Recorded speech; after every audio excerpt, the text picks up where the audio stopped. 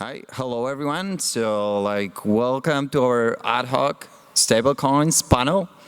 Actually, today we have two amazing guests. Robert from Liquidity, that I have just attended an amazing presentation today about their new project, and Bartek from Phoenix Labs, so like Spark and MakerDAO. Maybe you guys would like to kind of do some sort of like a longer version of your introduction? Yeah, sure. So thanks for the chance of participating in this ad hoc panel. So yeah, I'm Robert, the founder and now head of research at Liquidity. Liquidity, as some of you might be familiar with, is mainly a borrowing system. It gives out interest-free loans, and it issues its own stablecoin, the LUSD, to the borrowers. So borrowers basically need to collateralize the loans. They bring ETH. That's the sole collateral, and they can then kind of borrow up to around 90% of the value in this LUSD, which gets minted by the system. So it's basically an interest-free borrowing system that's running autonomously on Ethereum mainnet. It has no governance, it is immutable, and it even has decentralized front ends. That's it in a nutshell. Yeah, thank you. Like, no governance, like immutable, these are my values, so thank you. Bartek. So now it's going to be a crash with not your values. Hi, so I'm Bartek. Also really grateful for the opportunity to be here. I'm a smart contract engineer at Phoenix Labs. So here the governance part comes in. So Phoenix Labs is a servicing company to the Spark DAO, which is a sub-DAO of a MakerDAO. So quite complex structure. And yeah, working on Spark protocol, which is a part of Maker ecosystem these days. Creating utility for DAI stablecoin, one of the oldest and the largest stablecoins out there. I don't know what else can I add. I think yeah, that's it about me for today. Yeah, that's perfect. Thank you.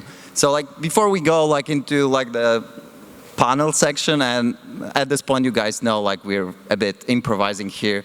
Like I would like some sort of like engagement from you and understanding of like where we are. Like, so let's start with the easy question, like who has ever held a stablecoin? I expect all hands at this point up. Okay, so held and used decentralized-ish stablecoin. Okay, fair. Who has actually minted against collateral a stablecoin? Oh wow, so it's like half. Maker, like the DAI. Anyone minted Liquidity? Oh, cool. So we're getting less people, but still like the audience is already, you know, kind of knowledgeable with this project. Anyone tried Liquidity forks? So there are like plenty of them at this point. That's gonna be two of us. And by the way, this is like one of the great things about Liquidity. It's like it's very fork friendly, as I've noticed. Or like some of the forks are friendly forks. Well, being fork friendly and having friendly forks is not the same, but yeah, okay. I think it's fork friendly. It makes it's not as hard to fork as maybe Maker would be, but yeah. So how do you think about this, like while we're on this topic? Like, is it some like Liquidity is immutable, so you're thinking, okay, that's fair, these guys are innovating? Like, is it like, what's your point of view on that? Yeah, I mean, first of all, I think being forked is a form of flattery, so in a sense, I like it. I mean, it's kind of also confirmation that our system, yeah, is solid and worth being forked, and some of the forks have been successful.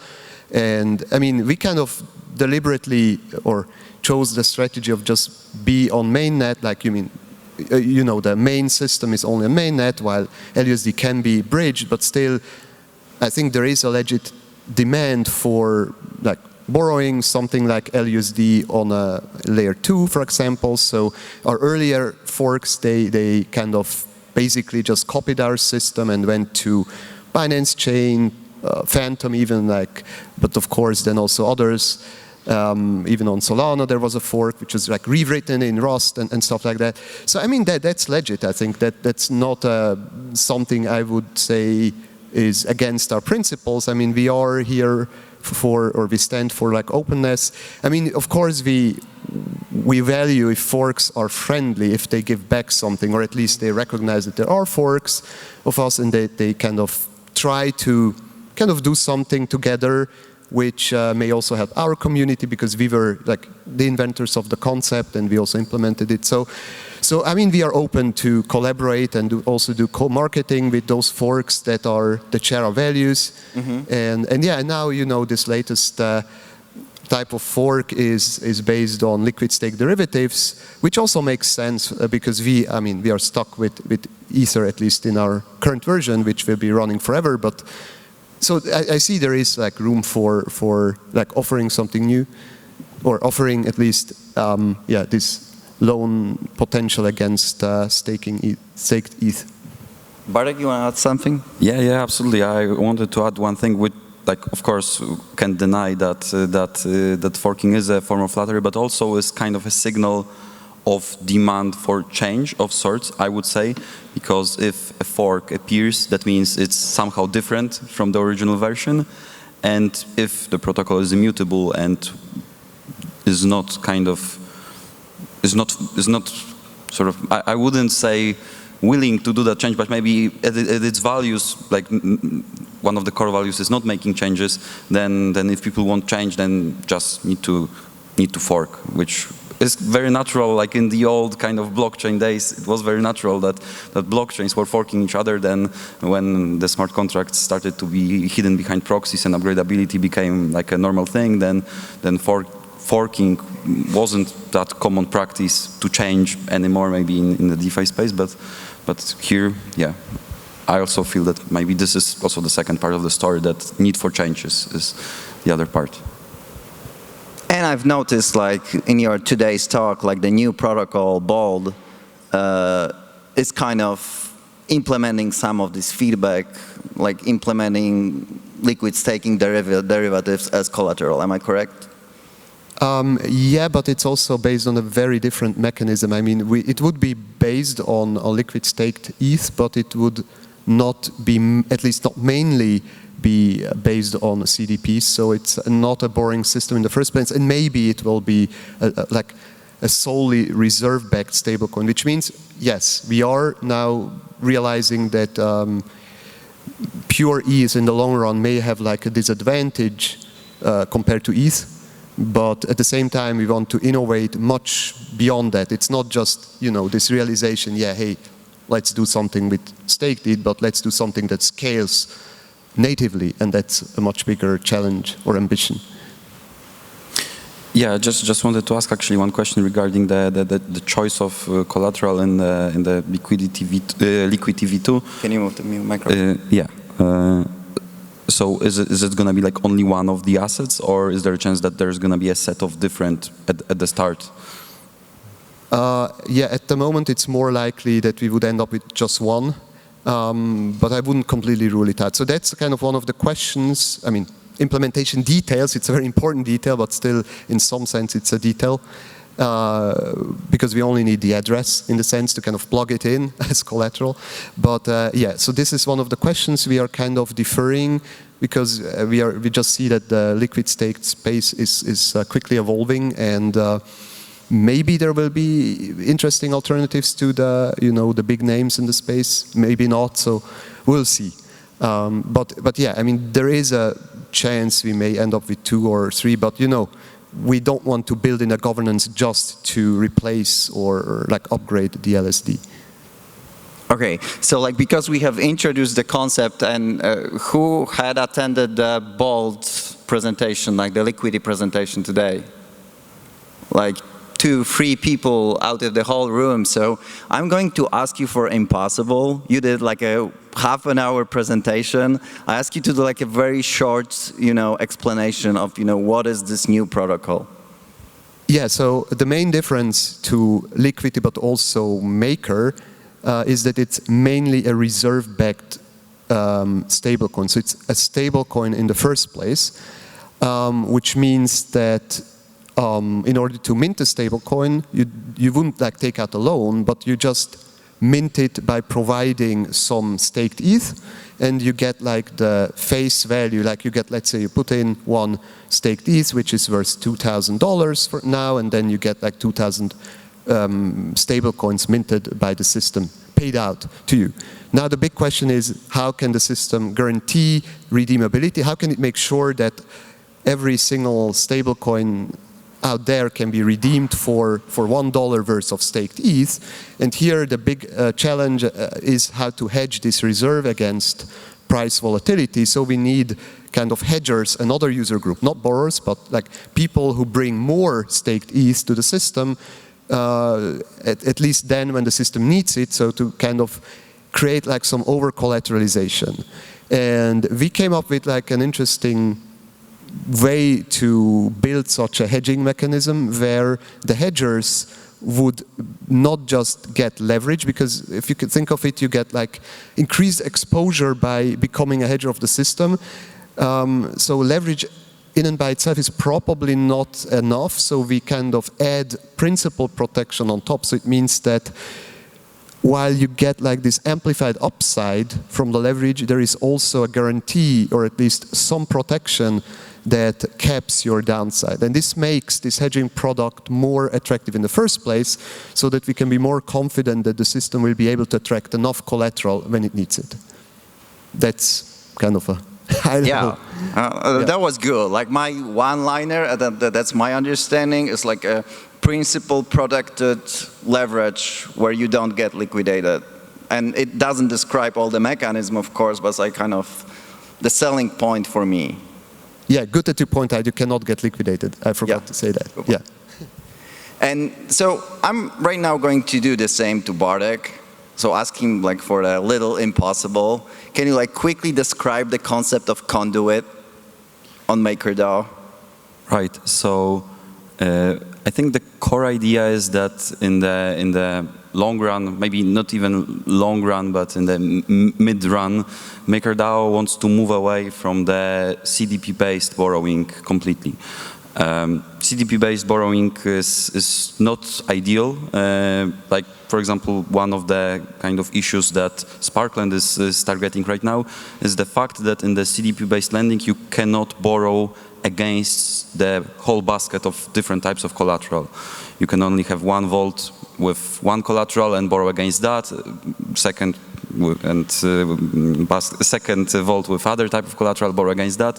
One of these is going to be liquidated, and basically you cannot like put your like whole net worth in the money market protocol and borrow against your whole net worth. That's a big usability issue. Plus the fact that each of these is a separate smart contract. This is an old design. This is just not the greatest.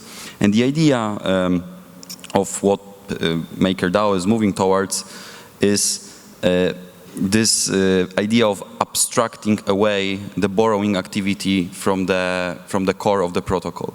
So instead of having this functionality in the core of the protocol, there are going to be allocator DAOs, which are going to be assigned a certain credit line from the core of Maker, and then these allocator DAOs are going to come up with different strategies to allocate DAI. Of course, the most obvious ones are going to be things that we see already, like money market, or maybe someone will create a CDP-based product, but some other with some slightly different properties. And these allocator DAOs then are going to create the things that you mentioned, conduits, which are these adapters that allow plug DAI liquidity directly into something existing somewhere in the DeFi. So basically, we could have, for example, I don't know, just kind of guessing, like a Uniswap pair or Curve market with a conduit attached to it, and then Maker would directly fuel the liquidity on that AMM instance. So yeah, that's kind of the idea, I think. Thank you. Like, do you guys know where I'm heading with that questions, like this ask already?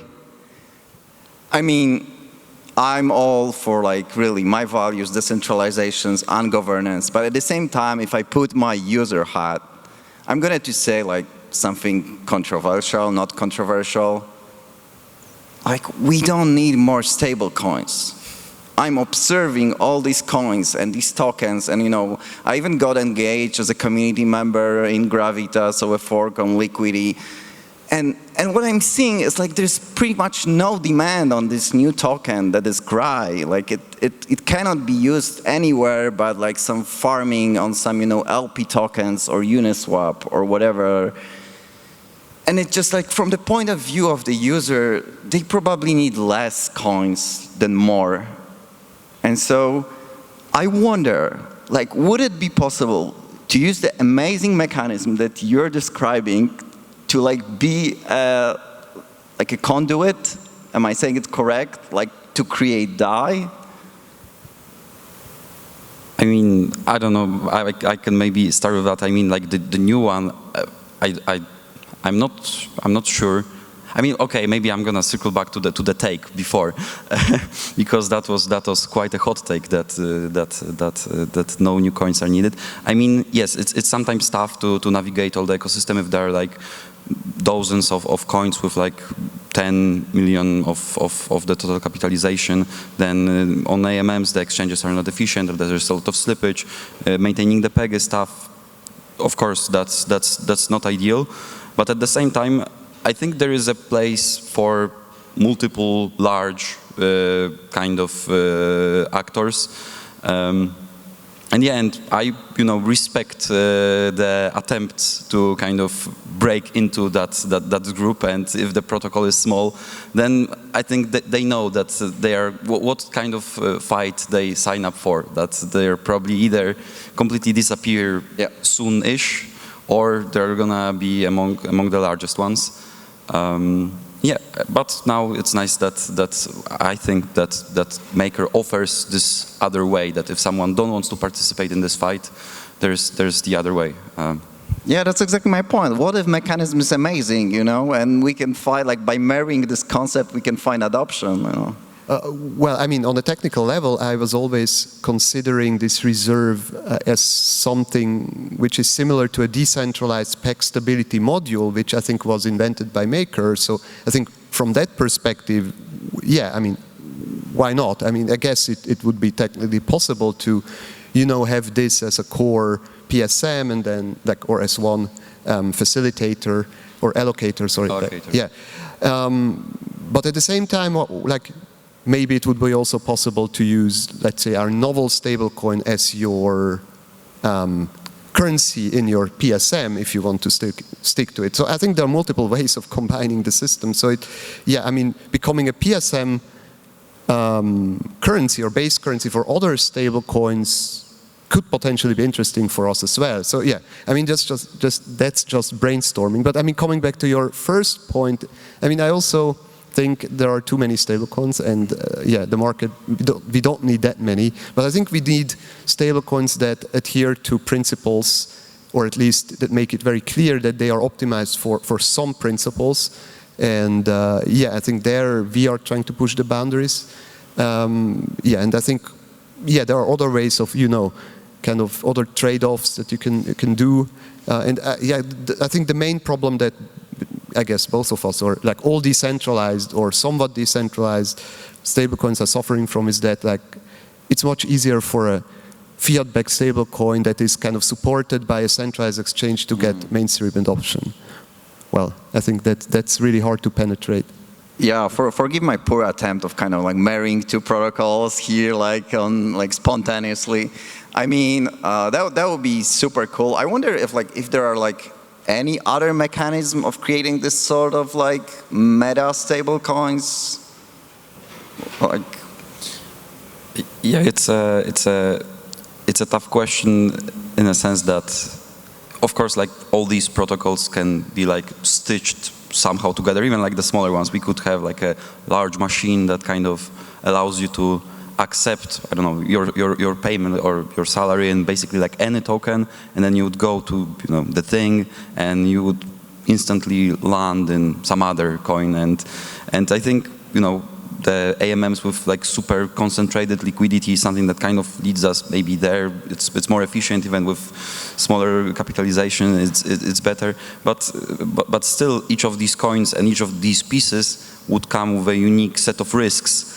And and I'm not sure if they're going to be sort of compatible with each other in the long run, so to speak.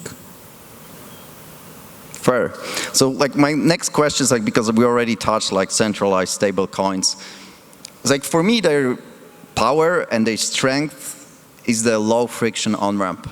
They're just like so easy to on-ramp new money and new capital.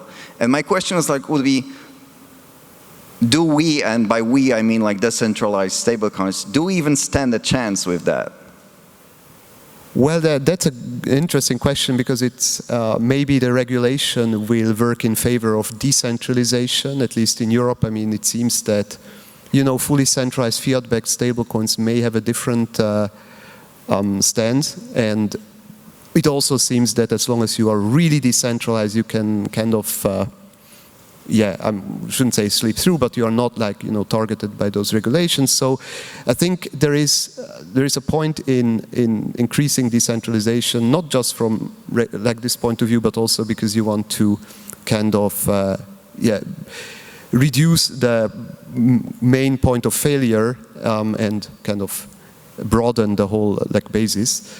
But yeah, I mean, coming back to your question, it is a like a difficult situation to be in right now, but I think in the future this may change in favor of like decentralization.